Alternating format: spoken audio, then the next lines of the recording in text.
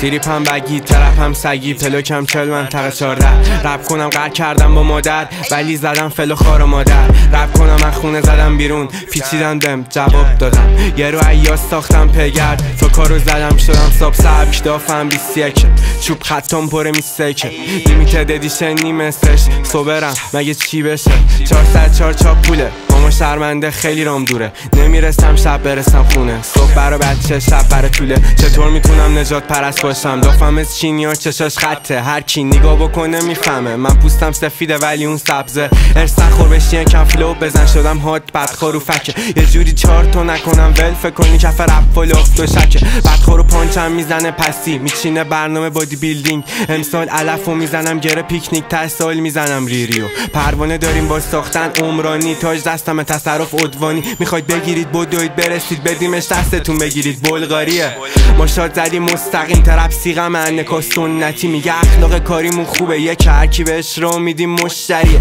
کی پیک میکی فاک با یکی انوتم میخرم نایک و زیکیرم تو برجای آسفه اتو باند میاد درامو بگیر رو دستم هم نمیاد لم یکون زیده تگ ولت کرده رپ نکن کپ نزن ترک نده توقف نکن مانه کسب نشد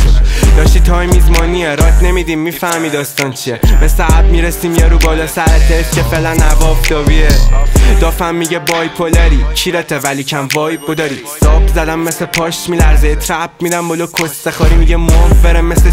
سیمال سنگ جزه چنیمه پوستمون سفید دستامون سیاه اونطوری نگاه نکن کار پنیره بیبیو بیدار کن میخوام دراپ کنم بیای بیف کریرت پاک شده است هنو کف آلبومم میگن شب واسه ترانویک کنم هرکی باننش قره رو 4 تا ترپ و ما میکنیم ولی واسه تو بد جا 15 میکشم راند و تنها نرسیدن بگو کال کنم